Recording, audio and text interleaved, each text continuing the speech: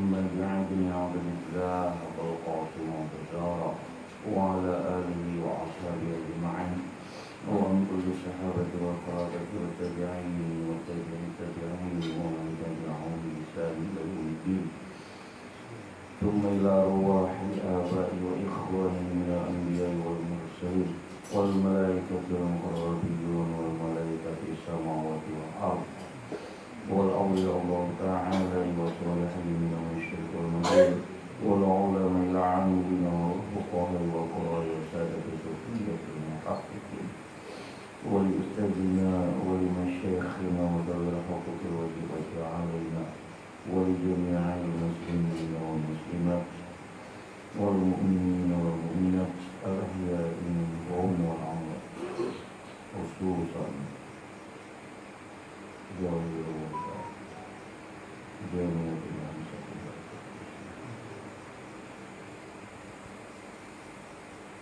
بحق وببركة وبكرامة وبمعجزة وبمنزلة وبشفاعة وبحرمة محمد رسول الله صلى الله عليه وسلم شهود الله لهم الفاتحة أعوذ بالله من الشيطان الرجيم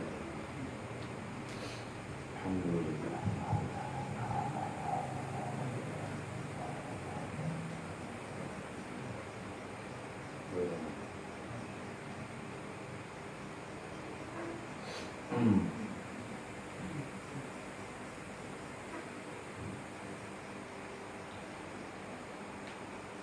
Bismillahirrahmanirrahim. Alhamdulillahi rabbil alamin.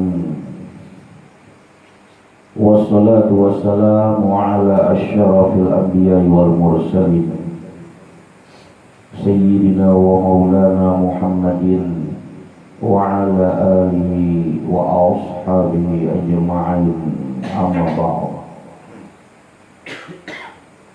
Puji syukur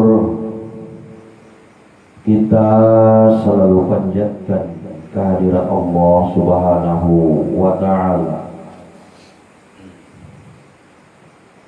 dalam qudrat iradatnya yang selalu mencurahkan karunia, berkat, rahmat dan nikmatnya kepada setiap diri kita, hingga di malam hari ini dapat berkumpul kembali bersama di majelis kita ini, menyimak dari segala pembahasan ilmu tentang hakikat dan ma'rifat, atau mengenai hakikatullah dan ma'rifatullah. Semoga selalu Allah istiqomahkan setiap diri kita. Allah perkuat batin setiap diri kita. Allah tanamkan rirah atau gairah dalam menuntut ilmu pada setiap diri kita, dan juga Allah nyatakan kesehatan pada setiap diri kita, sehingga terus bersungguh-sungguh untuk menuntut ilmu atau mengkaji ilmu, menyimak segala pembahasan ilmu di setiap malam Sabtunya di majelis kita ini.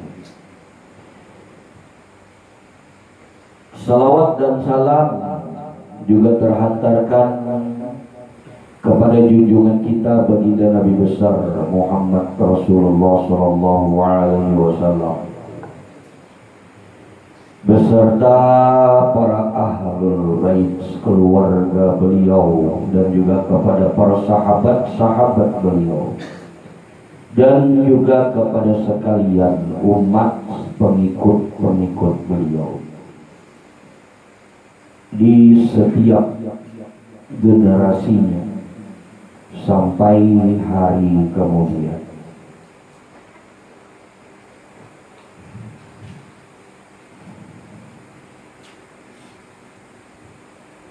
Sedikit melanjutkan pembahasan di malam Sabtu yang lalu, yakni mengenai hakikat takwa dan juga hakikat tawakal. Sebagaimana yang terkalahkan di dalam firman Allah, wa may yattaqillaha yaj'al lahu makhraja wa yarzuqhu min haitsu la yahtasib wa may yatawakkal 'ala Allah fa huwa hasbuh innallaha balighu amri qad ja'alallahu likulli syai'in qadara.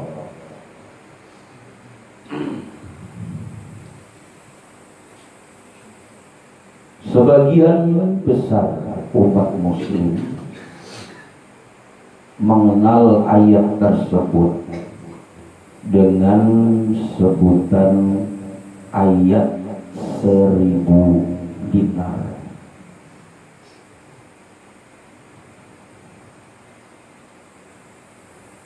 Kada semua juga paham. Namun sebagian besar umat muslim mengenal istilah dari ayat tersebut dengan istilah ayat 1000 dinar. Dinar itu ya emas, berarti 1000 dinar 1000 emas, artinya mulia, banyak, agung. Walaupun ada yang mengkaitkan dengan harta atau kekayaan, baik berupa emas ataupun berupa materi, uang dan lain sebagainya. Namun sesungguhnya di balik itu 1000 dinar yang bermakna ayat tersebut adalah mulia atau agung. Mengapa mulia ayat tersebut? Karena menyampaikan tentang jalan takwa, menyampaikan tentang ketakwaan dan keberserahan diri. Takwa dan keberserahan diri adalah hal yang sangat agung, sangat mulia. Karenanya di ayat yang lain Allah berkalam bahwasannya sebaik-baik pakaian adalah pakaian takwa, libasul taqwa. Allah nyatakan di dalam kalamnya bahwa sebaik-baik pakaian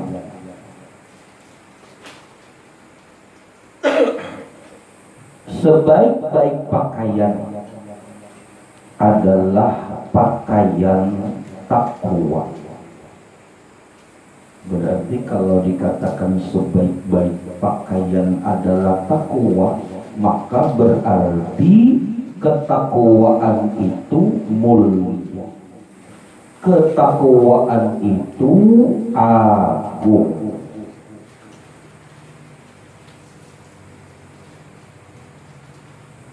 bukan baju nang bercat takwa, bukan ada baju koko yang di belakangnya bertulisan takwa, harga 25.000 berapa ribu tuh, nggak lain.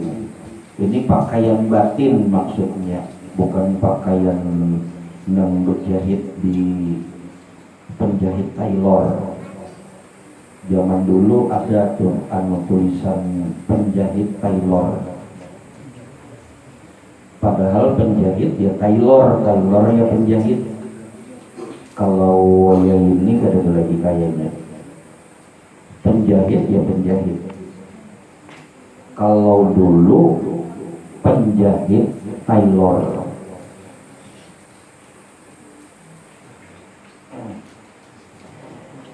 Pakaian batin, ya, pakaian batin yang dimaksud dengan takwa. Artinya bila jasad, bila jasmani, bila batang tubuh ada pakaiannya, ya, yang kita pakai hari-hari, yang dijual di toko-toko. Bila jasad atau jasmani dipakaikan pakaian, maka berarti batin pun juga wajib, bukan harus lagi, bukan dianjurkan lagi, wajib batin itu pun berpakaian. Dan sebaik-baik pakaian batin ialah libasut taqwa, pakaian takwa.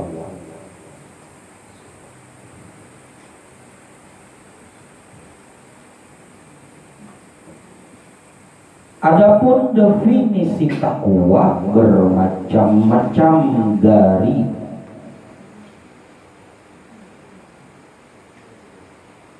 beberapa penyampai ilmu, baik yang di syariat maupun sampai kepada hakikat. Definisi takwa berbagai macam atau bermacam-macam mendefinisikan tentang takwa. Namun di sini, di majelis kita ini, sejak dulu di awal-awal kita masih baru-baru ada majelis, sampai sekarang berpandangan bahwa makna daripada takwa atau pengertian daripada takwa itu yang dikatakan sebaik-baik pakaian batin, pengertian takwa itu ialah mahabbah. Takwa adalah mahabbah. Takwa yaitu cinta. Tentu yang dimaksud cinta di situ bukan cinta dunia. Tentu yang dimaksud cinta di situ bukan cinta kepada makhluk. Ya, jadi dipahami betul-betul. Apalagi dikatakan pakaian batin. Kalau sudah dikatakan pakaian batin, berarti tidak ada sangkut pautnya dengan makhluk. Tidak ada sangkut pautnya dengan dunia. Melainkan yang dimaksud dengan mahabbah di situ ialah kecintaan Allah, dan tentu yang ternyatakan pada Rasulullah. Umumnya kita menyebut dengan kecintaan Allah dan Rasulnya. Pada sesungguhnya kecintaan Allah dan kecintaan Rasulnya pada hakikatnya ia satu jua. Kecintaan Allah ya kecintaan Rasulullah. Kecintaan Allah tercerminkan pada kecintaan Rasulullah. Begitu maksudnya. Berarti mahabbatullah wa mahabbatur Rasulullah hakikatnya satu.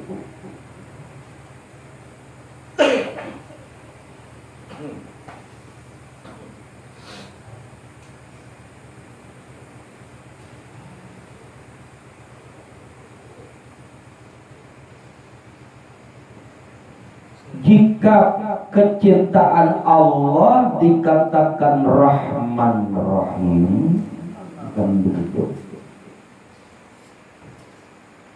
Kecintaan Allah Rahman Rahim. Ya Rahman, Ya Rahim.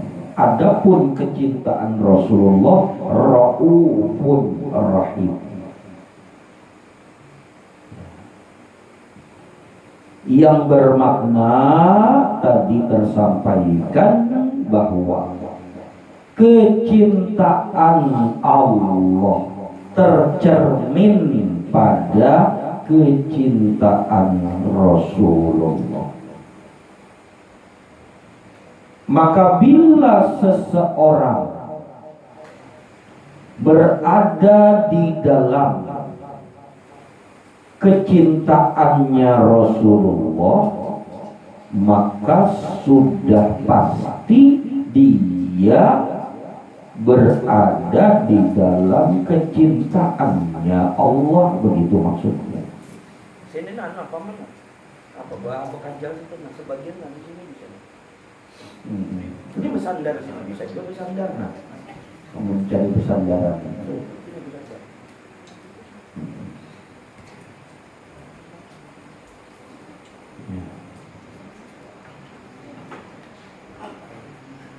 Maka itulah makna atau pengertian daripada takwa, yakni mahabbah. Yang dimaksud mahabbah di situ ialah mahabbatullah wa mahabbatur Rasulullah.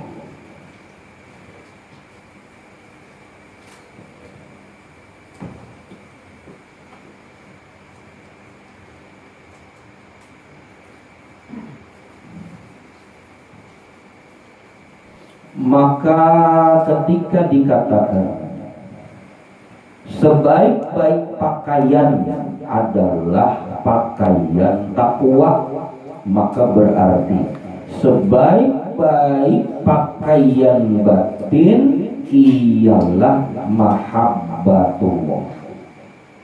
Sebaik-baik pakaian batin ialah cintanya Allah yang ternyatakan pada cintanya Rasulullah. Itulah pakaian batin dari sekalian para nabi dan para rasul.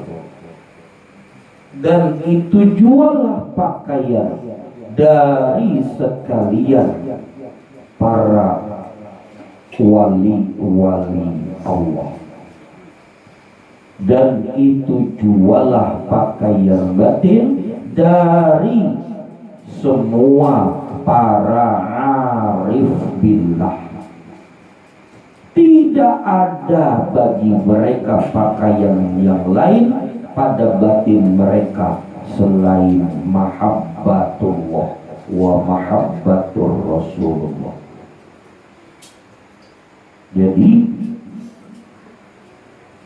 bila hendak mengikuti jalannya para nabi, para rasul, jika hendak mengikuti jalannya para wali-waliullah, jika hendak mengikuti jalannya para arif billah, maka jalannya ialah mahabbatullah wa mahabbatur Rasulullah. Itulah inti atau isi atau makna pengertian daripada takwa. Maka bila seseorang mengatakan bahwa dirinya telah bertakwa, tapi tidak ada cinta di dalam hatinya, tidak ada cinta di dalam jiwanya kepada Allah dan Rasulnya, maka berarti dia belum bertakwa. Apalagi dikatakan kalau di dalam saum bulan Ramadan kan tujuannya menuju takwa. Man shoma Ramadan, ya kan begitu. Siapa yang berpuasa di bulan Ramadan, ya ayyuhalladzina amanu kutiba alaikumus syiyam kama kutiba alal ladzina min qablikum la'allakum tattaqun, agar kamu menjadi orang bertakwa. Kan begitu ujungnya agar kamu menjadi orang yang bertakwa. Artinya agar kamu menjadi orang yang cinta kepada Allah dan Rasulnya.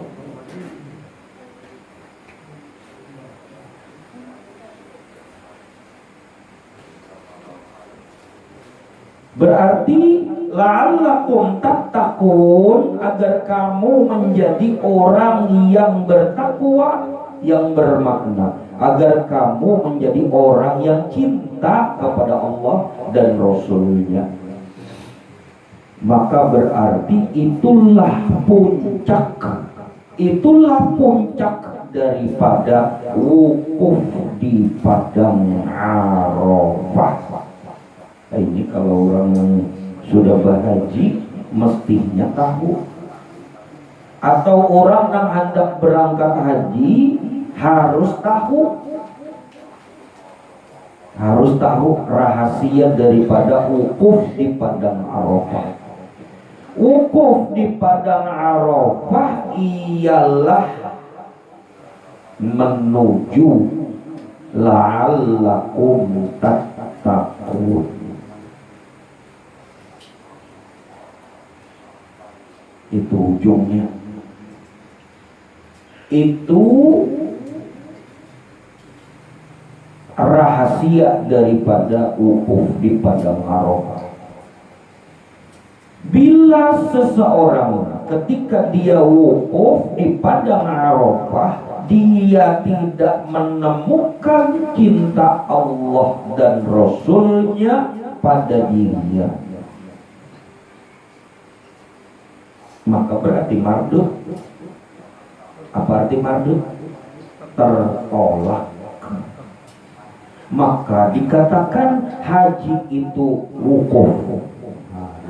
Haji itu wukuf. Bila kada wukuf, kada sah hajinya. Haji itu ya wukuf. Bila kada wukuf, kada sah hajinya. Dan wukuf itu ialah cinta Allah, cinta Rasulullah. Maka bila seseorang dia berwukuf di padang Arafah, tapi dia belum menemukan cintanya Allah dan cintanya Rasulullah di dalam hatinya atau di dalam dirinya, maka berarti wukufnya kada terlaksana dengan baik pada dirinya. Jadi sekian banyak orang yang wukuf di Padang Arafah, bukan ratusan, bukan ribuan, jutaan. Kalau perbandingannya banyak yang mardutnya daripada yang mabrurnya.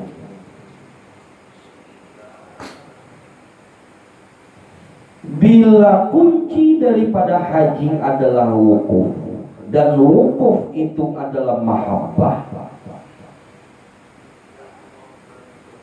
maka siapa yang telah menemukan rahasia mahabbah Allah dan mahabbah Rasulullah pada dirinya,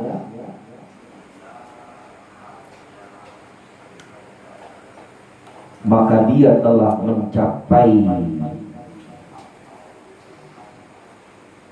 la'allakum tattaqun, maka dia telah berwukuf sebagaimana orang yang wukuf di Padang Arafah. Berarti secara batiniah dia sudah digolongkan sebagai orang yang berhaji. Sebagai orang yang berhaji, walaupun lahiriahnya dia kada tulak, kada berangkat ke Mekah untuk berhaji.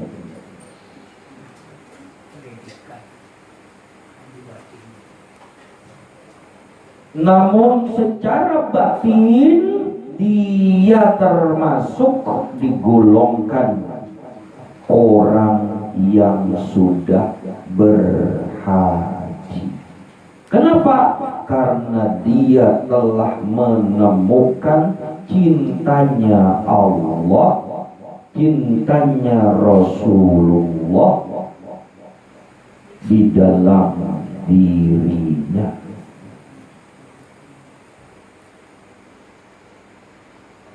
Berarti mabrur itu diterima. Mabrur itu diterima.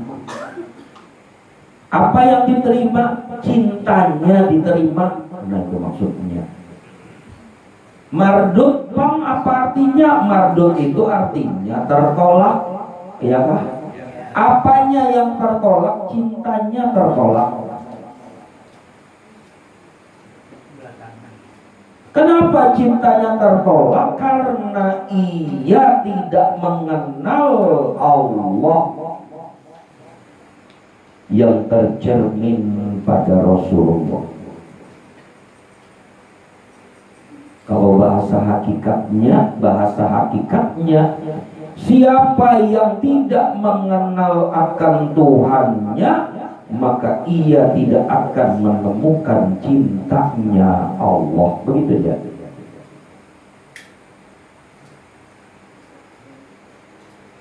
Siapa yang tidak mengenal Allah, maka ia tidak akan mendapatkan cintanya Allah.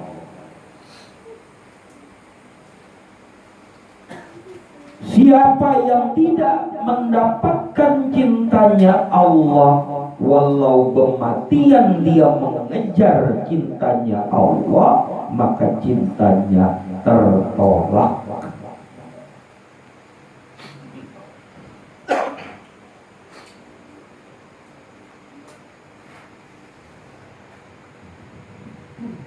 Karena itulah di Padang Arafah itu ada sebuah bukit yang di atasnya disebut Jabal Rahmah. Jabal Rahmah. Apa itu Jabal Rahmah? Jabal Rahmah itu bukit kasih sayang. Kasih sayang itu ya cinta, kalau lah, ya kan? Kasih sayang itu cinta. Jabal Rahmah, bukit kasih sayang, bukit cinta. Nah, jelas benar sudah.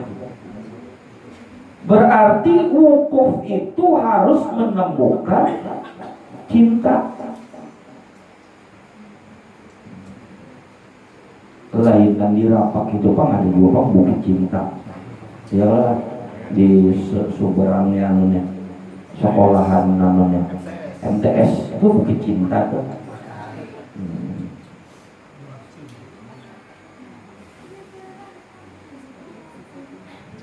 Ya orang Pertamina tahu benar di situ kan, apalagi zaman Bahari.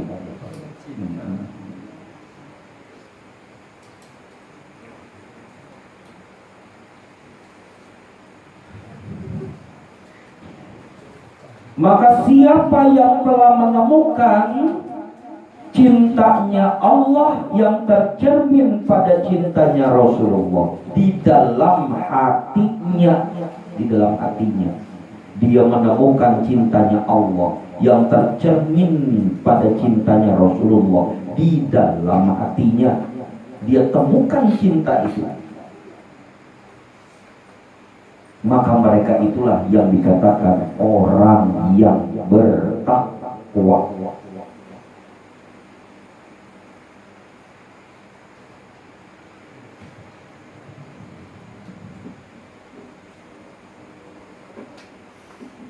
Dan ada tandanya, karena segala sesuatu pasti ada tanda. Orang yang telah menemukan cintanya Allah yang tercermin pada cintanya Rasulullah di dalam hatinya, ada tandanya. Bila tanda itu ada, berarti dia telah menemukan cintanya Allah yang tercermin pada cintanya Rasulullah di dalam hatinya. Artinya cintanya diterima Allah, artinya cintanya tersambut oleh Rasulullah.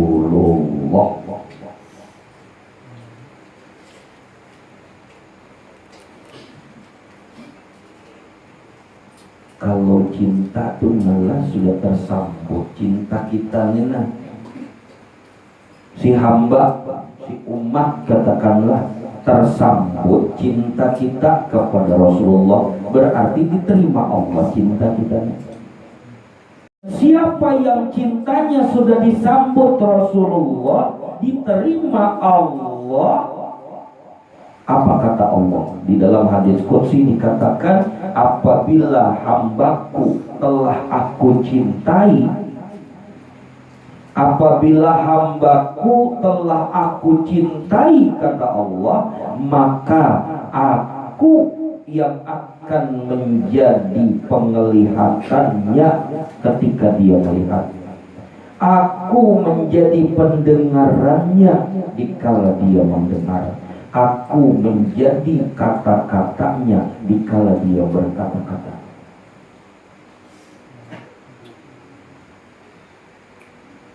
Kalau bahasa ilmunya, sah aku sertamu di mana kamu berada. Jadi ayat itu jadi sah. Benar itu kalam Allah, benar itu firman Allah, wa huwa ma'akum ainama kuntum. Allah berkata dan perkataan Allah itu hak dan perkataan Allah itu benar adanya. Kata Allah, aku sertamu di mana kamu berada. Namun kenyataannya si hamba belum menyadari. Namun kenyataannya si hamba kada peduli. Namun pada kenyataannya banyak manusia yang tidak mengetahui kalau Allah serta dirinya di mana dia berada. Jadi gampangnya Bahasa sederhananya, bila seseorang itu kada menyadari Allah serta dirinya di mana saja dia berada, bila dia itu kada mengetahui kalau Allah selalu serta dirinya di mana saja dia berada, kalau dirinya itu kada peduli Allah serta dirinya di mana dia berada, maka berarti ayat itu tidak berlaku untuk dirinya. Begitu maksudnya.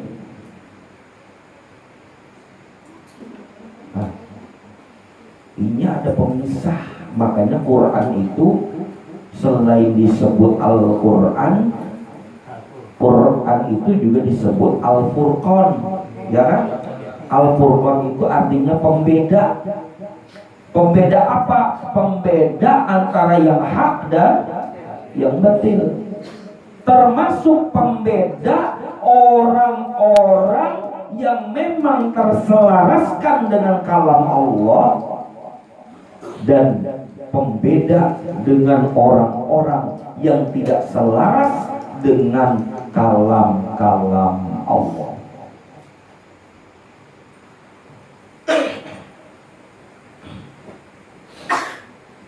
Bila seseorang itu dia bersesuaian dengan kalam-kalam Allah yang ternyatakan pada Al-Quran, maka berarti dia orang mukmin, orang beriman. Maka berarti dia orang yang sudah menemukan mahabbah. Maka berarti dia orang yang dicintai Allah. Maka berarti dia orang yang telah disambut cintanya oleh Rasulullah. Kada dapat satu orang pun, orang Islam lah, orang Muslim, kada ada satu orang pun, tidak ada satu orang pun yang tidak mencintai Rasulullah. Ya, apalagi mencintai Allah, kada ada. Semua mencintai Rasulullah, semua mencintai Allah. Bahkan bila dipertanyakan cintanya seluruh umat muslim tadi kepada Rasulullah, semua berharap disambut oleh Rasulullah. Semua berharap diterima Allah cintanya. Kada ada satu pun yang kada berharap demikian. Semua pasti berharap. Tapi nyatanya, kenyataannya banyak yang mardut cintanya. Nah, kayak itu banyak yang mardut cintanya kepada Rasulullah, cintanya kepada Allah, banyak yang mardut. Mardut artinya tertolak. Kenapa tertolak? Karena dirinya tidak selaras dengan kalam Allah, wa huwa ma'akum ainama kuntum. Kenapa dirinya tidak selaras dengan wa huwa ma'akum ainama kuntum? Karena dia tidak menyadari Allah sertanya di mana saja dia berada. Karena dia tidak mengetahui kalau Allah sertanya di mana saja dia berada. Karena dia bahkan ada yang tidak peduli kalau Allah sertanya di mana saja dia berada.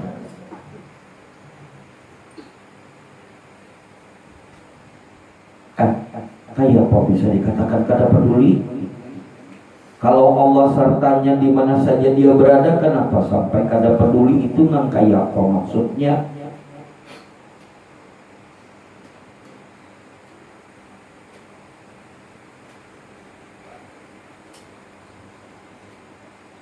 Kata Allah,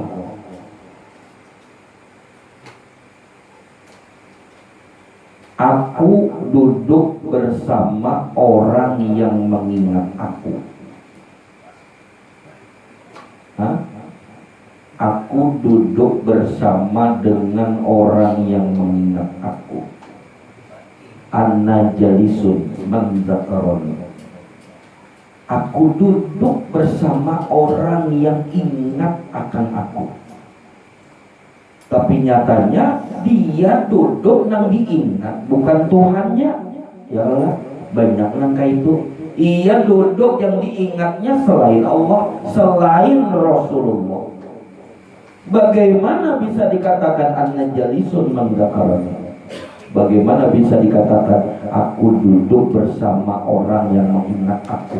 Berarti ketika dia tidak ingat kepada Allah, berarti ketika dia tidak ingat kepada Rasulullah,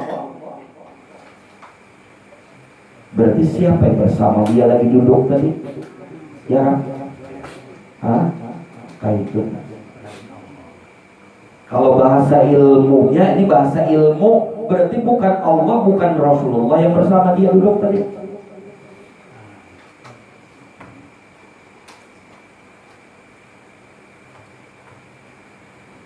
Itu pula lah yang dikatakan oleh Nabiullah Isa alaihissalam, duduklah engkau bersama yang hidup, maka akan hidup hatimu. Jangan duduk bersama yang mati, maka akan mati juga hatimu. Ini dalam keseharian 24 jam duduknya bersama yang mati,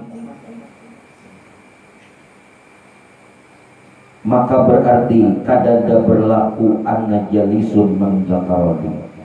Maka berarti kada berlaku baginya huwa ma'akum ainama kuntum.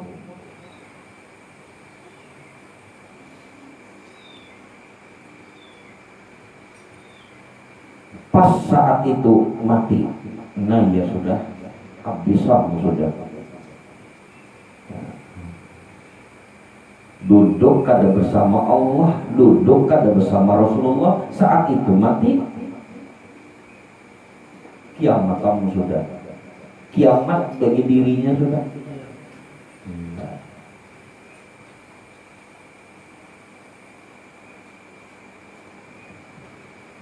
Maka siapa yang menemukan cintanya Allah, yang tercermin pada cintanya Rasulullah, dia temukan di dalam hatinya.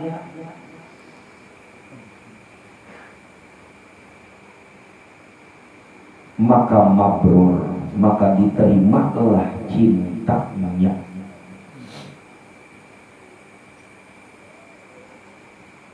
Tandanya menemukan cintanya Allah yang tercermin pada cintanya Rasulullah, ditemukan di dalam hatinya. Tandanya ialah akal dan hatinya, pikiran, ingatan dan perasaannya selalu dalam tanda kutip terkenang-kenang, selalu rindu. Apapun bahasanya, silakan. Terkenang-kenang, rindu, kangen, apalagi kalau bahasa malam Sabtu lalu karindangan, dandaman. Akal dan hatinya, pikiran, ingatan dan perasaannya selalu lebih sering. Kada mesti 24 jam kada. Kada mesti 24 jam di setiap menitnya, di setiap detiknya, kada kayak itu juga Bang. Kayak apa? Guringnya kapan? Guringnya ya lah. Kada kayak itu maksudnya. Artinya akal dan hatinya, pikiran, ingatan dan perasaannya tersita untuk lebih banyak, lebih sering terkenang-kenang Allah dan Rasulnya, sehingga seolah-olah selain Allah, selain Rasulullah, sepertinya hambar untuk mengingat yang lain, sepertinya hambar untuk mengingat sesuatu selain Allah dan Rasulnya. Kalau dia teringat sesuatu yang lain selain Allah dan Rasulnya, kada ada rasanya, begitu maksudnya. Kada ada rasanya, artinya dia tidak menemukan keasyikan ketika dia mengingat selain Allah dan Rasulnya. Mungkin dia teringat pekerjaannya, mungkin dia teringat tentang urusan-urusannya, mungkin dia teringat dengan bisnis-bisnisnya, mungkin dia teringat dengan hal-hal yang bersifat duniawi katakanlah, tapi tidak ada rasa asyiknya. Karena rasa asyik itu adalah roh. Dia tidak temukan rasa asyiknya. Saat dia teringat pekerjaan, saat dia teringat urusan, saat dia teringat usahanya, bisnisnya, dan lain sebagainya, dia tidak menemukan rasa asyiknya. Teringat, tapi rasa asyiknya tidak ada. Tapi ketika dia teringat Allah dan Rasulnya, rasa asyik itu merasuk ke dalam dirinya. Itu orang cinta.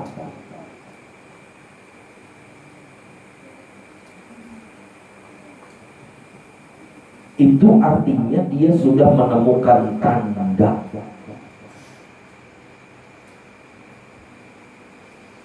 Orang kalau sudah asyik itu tahu aja sudah kayak apa rasanya, ya. Kalau sudah asyik itu rasanya bahagia di dalam rasa itu, nah itu namanya asyik. Ketika dia teringat Allah yang tercermin pada Rasulnya, dia menemukan bahagia di dalam rasanya. Nah, itu berarti asyik itu. Bila asyik itu sudah dia dapatkan, bila asyik itu sudah dia rasakan, berarti dia sudah menemukan tanda bahwa cintanya Allah yang tercermin pada Rasulnya sudah ditemukannya.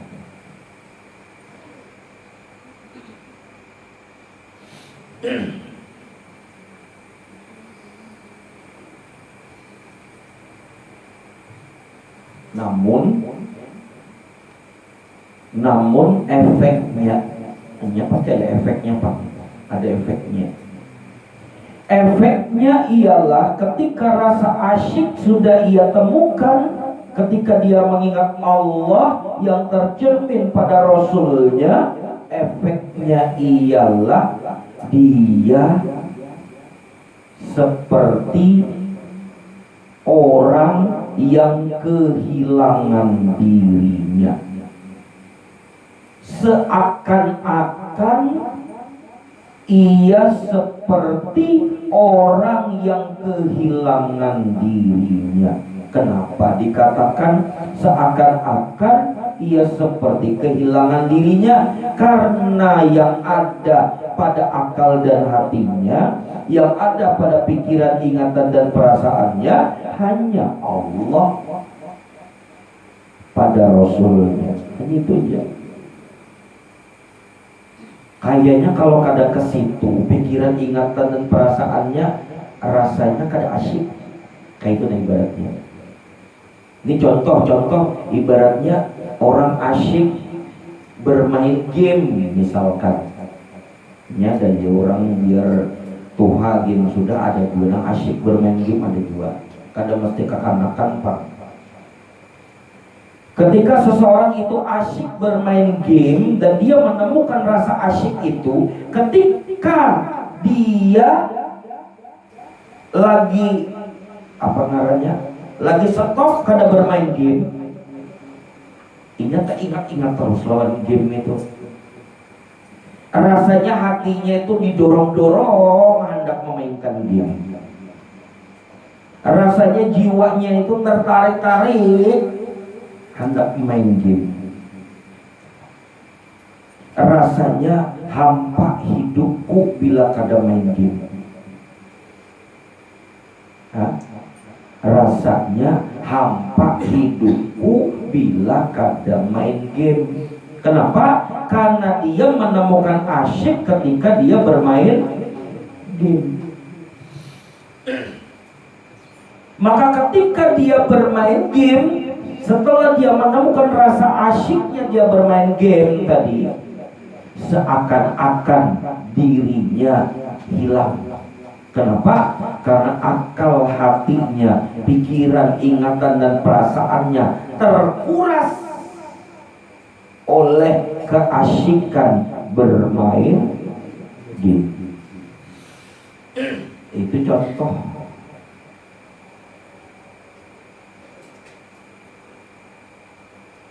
Apalagi sekarang nih dunia internet, ya malah ada nang asyik di dunia Facebook, ada nang asyik di dunia Instagram, ada yang asyik di macam-macam, apalagi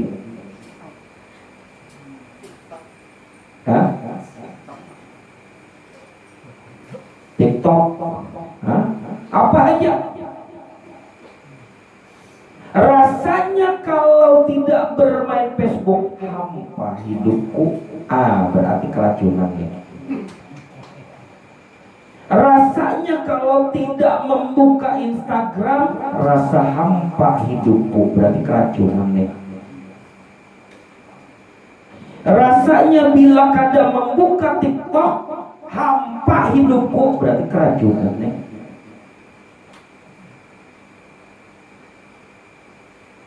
Rasanya bila kada bermain game, hampa hidupku, berarti keracunan ya. Tersita waktu, ya kan? Tersita waktu di racun-racun tadi itu, keracunan ya. Lalu pas datang kematian, pas datang mati, saat itu berarti mati keracunan kebenarannya. Ya, ada orang mati keracunan adalah, adakah mati orang mati keracunan adalah makan durian, minumnya Sprite, keracunan, mati keracunan. Ada itu banyak, maka itu macam-macam. Rumusnya ia seakan-akan hampa hidupnya bila ia tidak asyik dalam apa yang ia jalani, itu ya. Nah begitu pula kepada kecintaan Allah dan Rasulnya. Bila ia telah temukan cintanya Allah, ia temukan cintanya Rasulullah, rasanya hampa hidupku bila kada ingat lawan Rasulullah. Begitu maksudnya. Berarti keracunan juga dengarnya, tapi racun nang manis. Ini ada juga racun nang manis. Bila rasa hampa hidupmu, bila rasa hampa hidupmu ketika tidak teringat akan Rasulullah pada dirimu, ingati,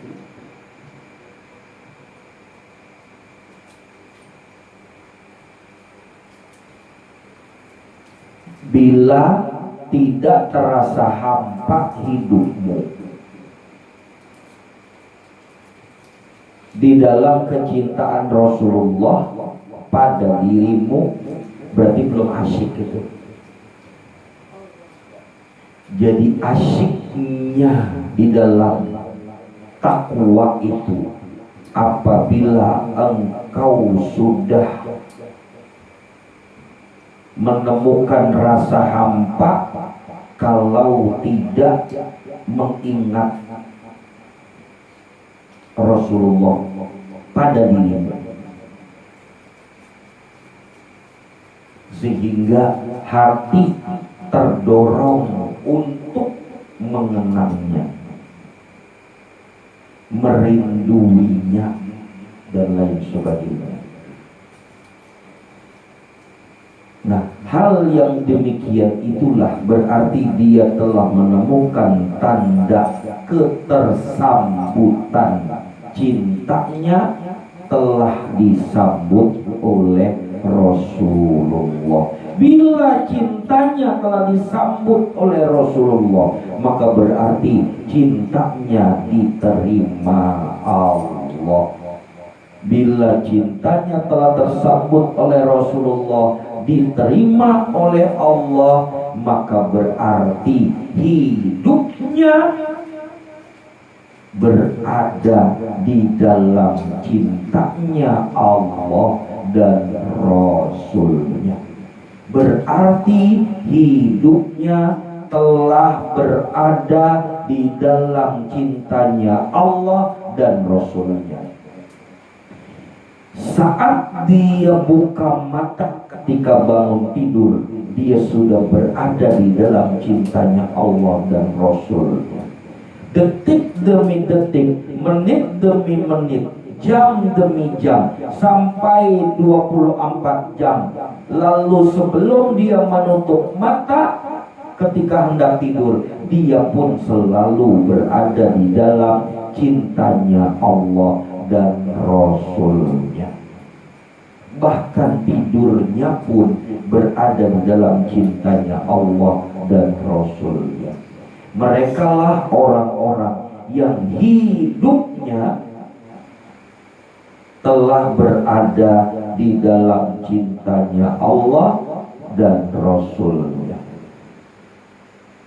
Mereka itulah yang Allah katakan di dalam hadis qudsi, mereka yang mendekat kepadaku dan semakin mendekat, maka aku akan cinta kepadanya. Ketika aku sudah mencintainya, maka aku akan menjadi penglihatannya ketika dia melihat.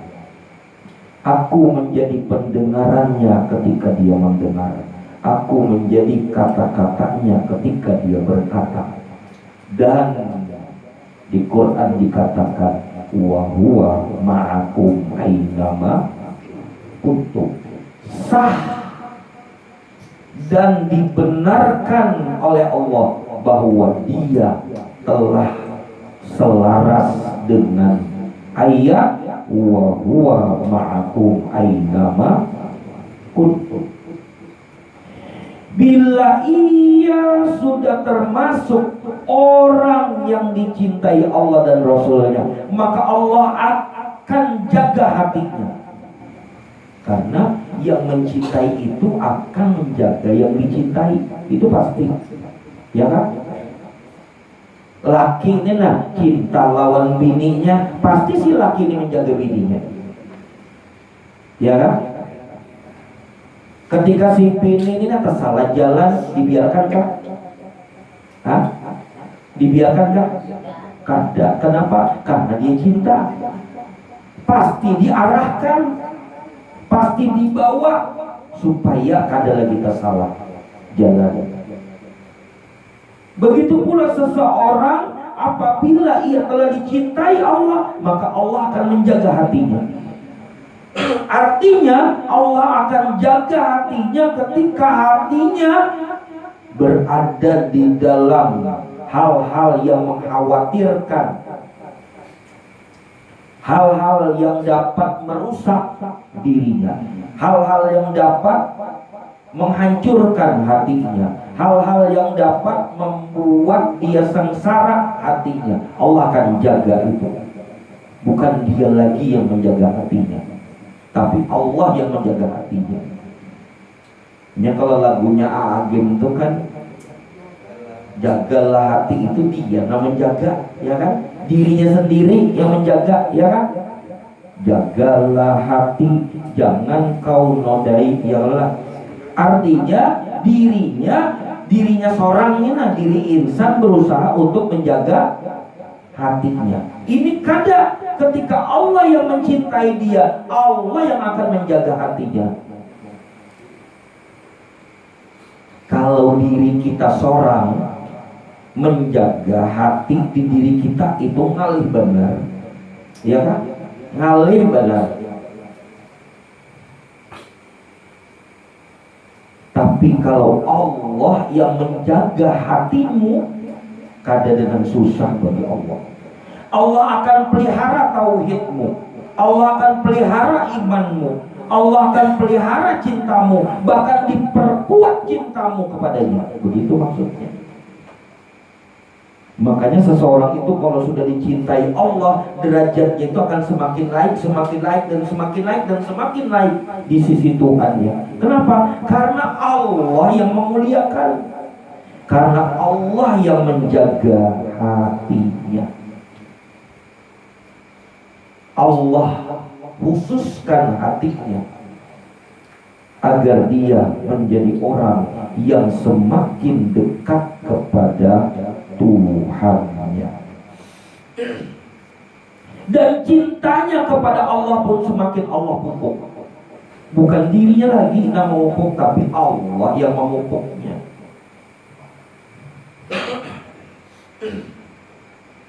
Sehingga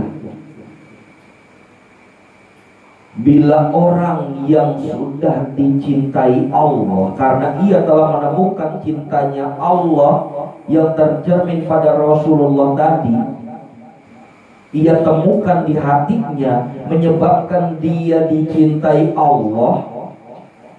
Lalu Allah selalu pelihara dan jaga hatinya, tauhidnya, imannya, bahkan Allah pupuk cintanya kepada Tuhannya tadi. Semakin besar energi mahabbatnya kepada Tuhannya, sehingga membuat dia semakin percaya kepada Tuhannya, semakin membuat dirinya yakin kepada Tuhannya. Kesedihan, duka cita begitu datang lewat, begitu aja. Kada mengakar. Datang kesedihan, habis itu lewat. Datang duka cita, habis itu lewat. Datang kegalauan, habis itu lewat. Gitu aja. Kada apa ngarannya? Kada melekat di dalam hatinya lagi, kada. Nangka itu kada. Kenapa? Itu artinya dia dipelihara. Jadi kalau mau tahu hati yang terjaga itu nang kaya apa sih? Hati yang terjaga dan dijaga Allah. Ketika ada hal-hal yang mengkhawatirkan hatinya, maka Allah akan pelihara. Seperti apa? Datang kesedihan, itu akan lewat begitu saja. Allah tidak akan mau menanam kesedihan itu ke dalam hatinya.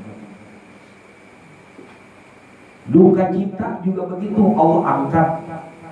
Kesedihan lewat, datang, Allah angkat. Kegalauan datang, habis itu Allah angkat. Kebimbangan datang saat itu, setelah itu Allah angkat. Jadi kada belawas-lawas di dalam hatinya. Itu tanda kalau hatinya sudah dijaga Allah. Karena Allah tidak mau orang yang dicintainya itu terperosok ke dalam jurang kekafiran, kemunafikan, dan kefasikan. Nah, ketika seseorang telah menemukan tanda cintanya Allah pada Rasulnya, dia temukan di hatinya.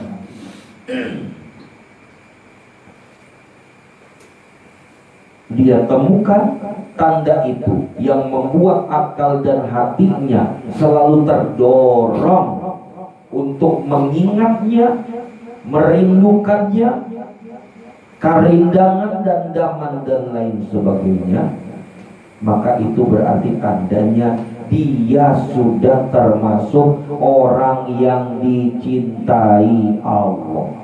Jadi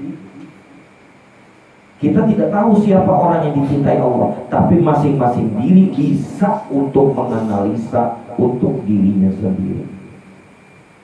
Oh, bolehkah untuk diri pribadi aku merasakan, oh kayaknya aku sudah dicintai Allah? Boleh, bila tanda-tanda itu ada. Tapi cukup menjadi rahasia dirinya sendiri. Pahamlah? Cukup menjadi rahasia dirinya sendiri setelah dia mengetahui bahwa Allah mencintai dirinya. Tidak boleh disampaikan kepada orang lain. Kamu tahulah aku ini dicintai Allah. Itu kan boleh. Kalau boleh kayak itu. Dia mengatakan kepada orang lain, kamu tahulah aku dicintai Allah, maka batal cintanya itu kepada Allah. Kenapa? Karena dia termasuk orang yang kufur nikmat. Itu cukup rahasia pribadi. Kada boleh orang lain tahu. Dan siapa yang sudah menemukan tanda-tanda kecintaan Allah dan Rasulnya itu di dalam hatinya dan menjadi rahasia bagi dirinya sendiri, bila di dalam hatinya saja yang berkata Allah sayang kepadaku, itu boleh.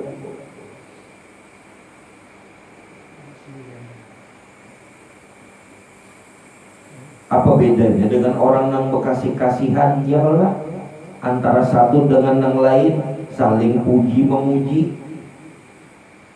Wahai sayangku, apakah engkau mencintaiku? Kan begitu kalau disambut lawan yayangnya, bujur, aku sayang lawan kamu.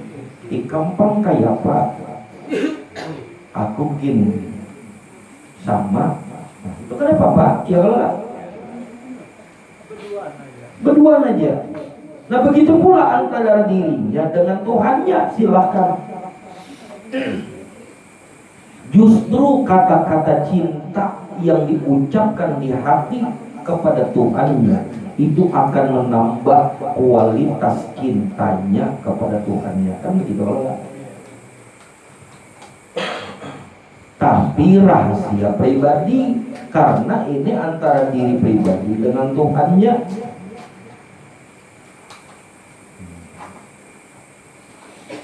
Dan mereka-mereka itulah yang sudah menemukan cintanya Allah dan Rasulnya di dalam hatinya, yang ia dijaga hatinya oleh Allah dari hal-hal yang menjatuhkan iman, yang menjatuhkan tauhid, yang menjatuhkan keyakinannya kepada Tuhannya.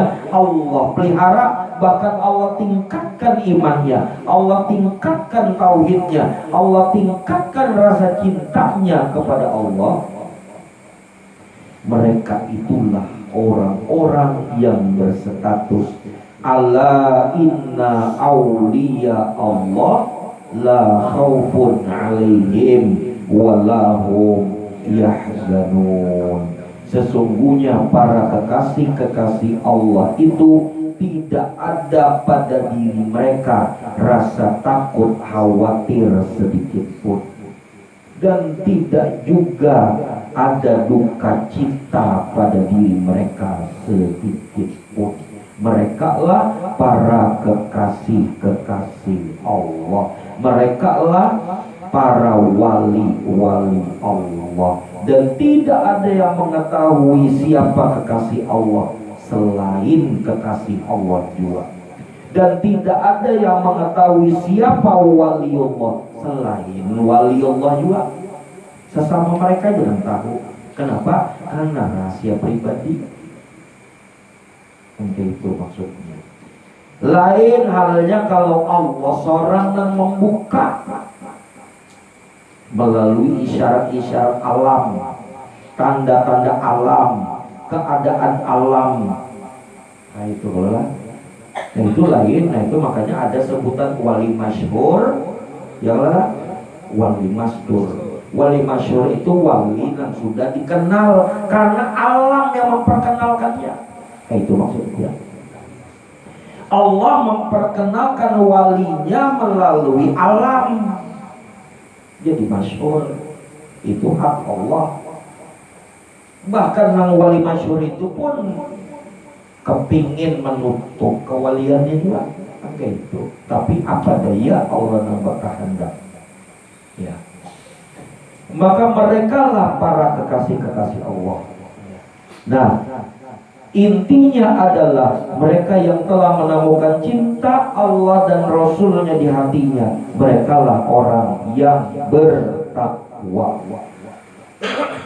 Mereka lah yang batinnya telah memakai pakaian takwa. Dan mereka itulah yang Allah nyatakan janjinya.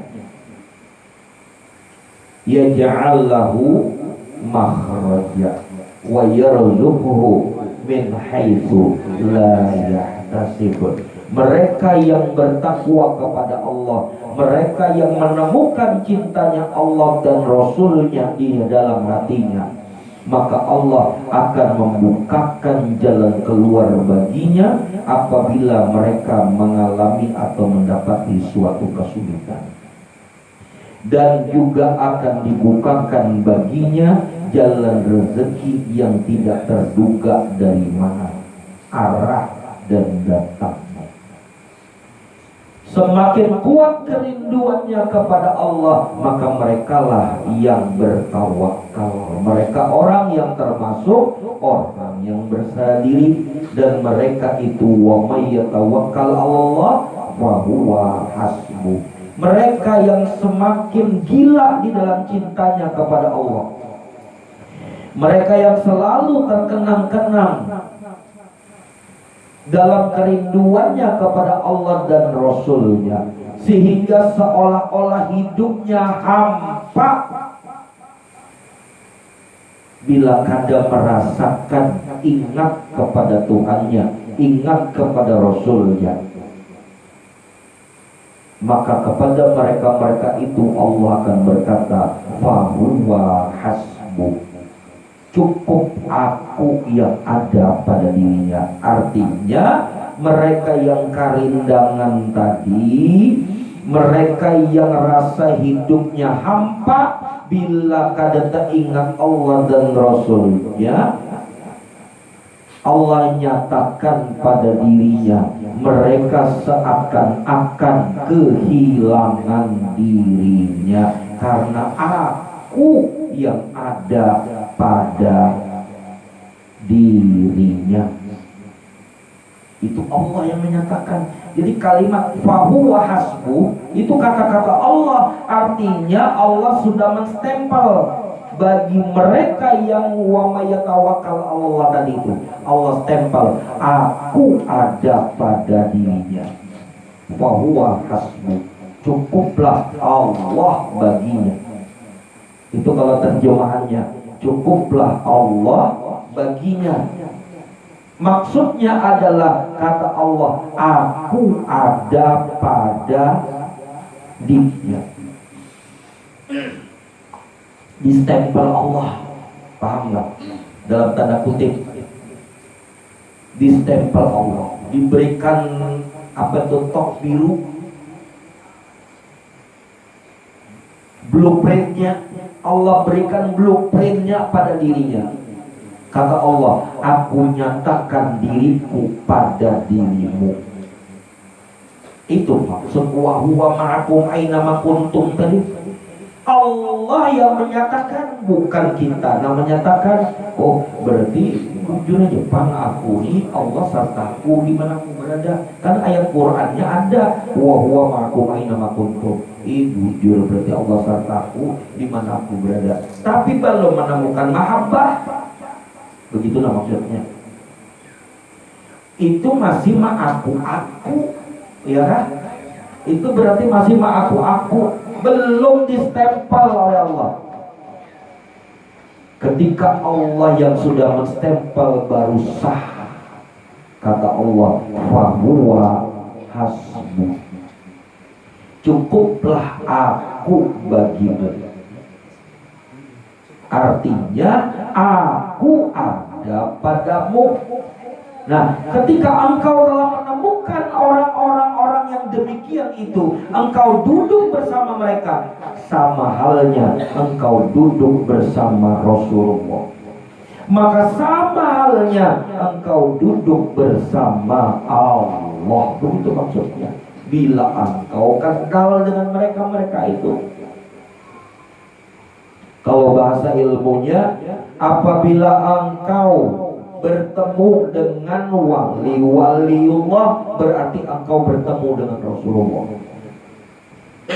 Berarti engkau bertemu dengan Allah. Apabila engkau duduk bersama para wali-waliullah, maka berarti engkau duduk bersama Rasulullah. Artinya engkau duduk bersama Allah. Memang kayak itu. Kata Tuhan, ya Musa, aku lapar ya Musa, beri aku makan. Kata Nabi Musa, ya Rabb, bagaimana engkau bisa makan sementara engkau bukan makhluk? Engkau tidak butuh makanan, engkau tidak berhajat. Bagaimana engkau bisa lapar ya Rabb? Apa kata Tuhan? Ya Musa, hambaku di sebelah sana lagi kelaparan. Bila ia lapar berarti sama halnya aku lapar. Bila engkau beri makan dia, sama halnya engkau beri makan aku. Yang dimaksud hambaku di sana tuh walinya Allah. Yang dimaksud hamba Allah yang di sana itu kekasihnya Allah. Dia lapar. Apabila engkau beri makan, maka sama halnya engkau memberi makan aku.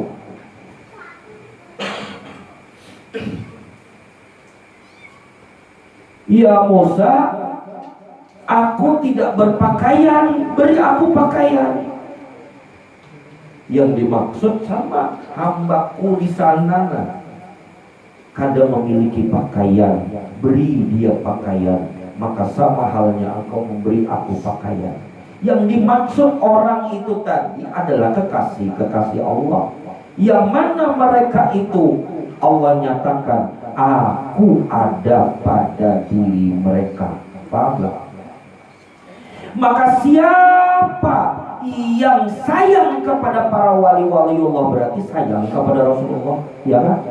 Berarti sayang kepada Allah. Siapa yang cinta kepada para wali-waliullah berarti cinta kepada Rasulullah, berarti cinta kepada Allah. Siapa yang peduli kepada wali-walinya, maka berarti peduli kepada Rasulullah, berarti peduli kepada Allah. Itu maksudnya yang Allah Ta'ala tadi berkata kepada Nabi Musa tadi, aku ini sakit ya Musa, maka jenguklah aku. Ya Rabb, bagaimana engkau sakit? Engkau bukan makhluk. Lalu kata Tuhan, hambaku yang di sana itu ya Musa, dia lagi sakit, datangi dia, elangi dia, jenguk dia, maka sama halnya engkau mendatangi aku. Jadi bukan maksudnya hambaku tadi itu seluruh manusia, itu bukan. Nah itu dah. Ada pembeda Al-Furqan di situ. Memang benar di rumah sakit banyak orang sakit, ya kan? Tapi tidak semua orang sakit yang di rumah sakit itu disebut hamba Allah. Tidak semua orang sakit yang di rumah sakit itu semuanya kekasih Allah, tidak. Mungkin ada satu orang, ada dua orang yang Allah nyatakan aku ada pada dirinya. Siapa yang menjenguknya berarti menjenguk aku, kata Allah. Al-Furqan, pembeda. Kita nang bungol kada memahami, berarti siapa aja nang kita elangi di rumah sakit sama elangi Allah Ta'ala. Padahal bukan kayak itu maksudnya. Yang dimaksud meelangi Allah Ta'ala, yang dimaksud peduli kepada Allah Ta'ala, yang dimaksud duduk bersama Allah adalah yang peduli kepada kekasih-kekasih Allah, yang duduk bersama kekasih-kekasih Allah, yang meelangi kekasih-kekasih Allah. Paham tak?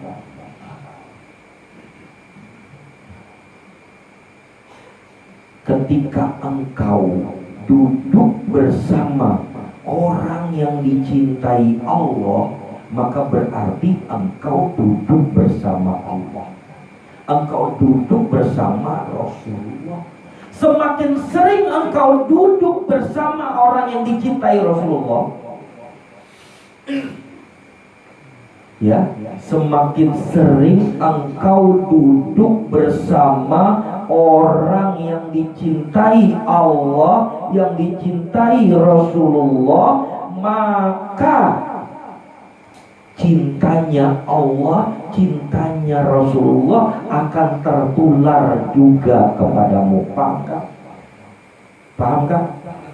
Cintanya Allah, cintanya Rasulullah akan tertular juga kepadamu, sehingga engkau pun akan dicintai Allah, akan dicintai Rasulullah. Tapi apabila engkau tidak mau duduk,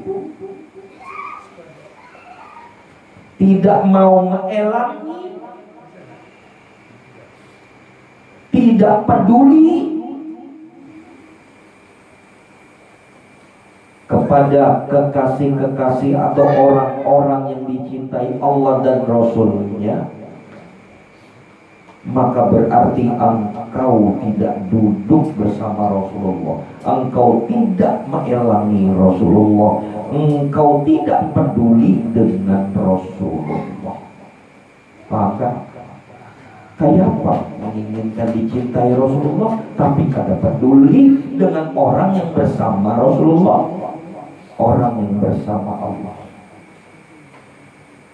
Hendak mendapatkan takwa juga, ya kan? Hendak mendapatkan takwa juga, tapi kada mau duduk bersama orang yang bertakwa. Itu maksudnya.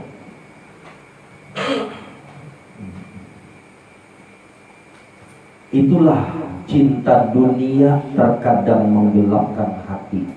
Itulah cinta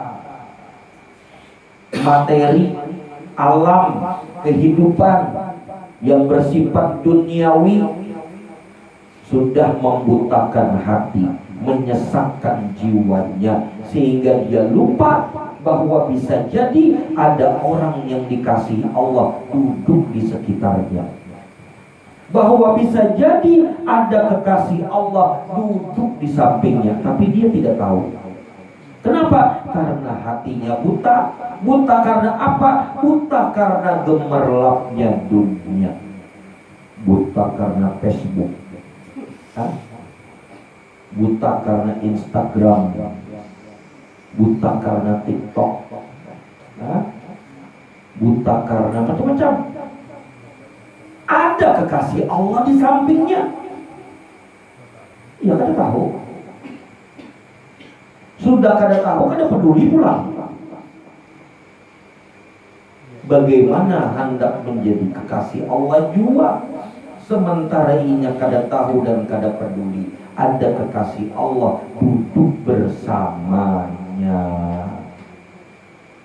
Semoga Allah memberkati setiap diri kita, dan Allah jadikan setiap diri kita juga termasuk kekasih-kekasih Allah dan kekasih Rasulullah. Dan semoga Allah tuntun setiap diri kita, Allah pelihara jiwa kita untuk selalu bersama dengan orang-orang yang dikasihi dan disayangi Allah dan Rasulnya. Dan semoga Allah perkuat iman, tauhid dan keyakinan di setiap diri kita, dan Allah juga pelihara dan jaga hati kita untuk tetap istiqomah menuntut ilmu, untuk tetap istiqomah di dalam mengingat Allah dan Rasulnya. Dan semoga Allah ridha akan setiap diri kita, Allah perkenankan setiap diri kita untuk mendekat kepadanya sedekat-dekatnya dan semakin dekat, bahkan sampai tidak ada lagi berjarak dan tidak berantara antara diri kita dengan Tuhan kita, dan seakan-akan lenyap dan hilang diri kita, maka ternyatakan cinta kasih Allah pada setiap diri kita. Dan semoga keasyikan di dalam mengingat Allah, mengingat Rasulnya, Allah istiqomahkan keasyikan itu sehingga terasa hampa bila kita tidak mengingat Rasulullah, sehingga terasa kosong diri kita bila kita tidak mengingat Rasulullah, bila kita tidak mengingat Allah. Maka semoga Allah gilakan akal dan hati kita, Allah gilakan pikiran, ingatan dan perasaan kita untuk selalu mengingat Allah dan Rasulnya, untuk selalu memikirkan Allah dan Rasulnya, untuk selalu merasakan hadirnya Allah dan Rasulnya ternyatakan pada batin setiap diri kita. Semoga Allah memberkati, Allah memberkati, Allah memberkati di dalam keberkatan Rasulullah SAW dan ternyatakan di kedalaman batin setiap diri kita. Cukup sekian yang tersampaikan di malam hari ini. Barakallahu fikum, barakallahu fikum, barakallahu fikum ajma'in. Allahumma salli ala Muhammad,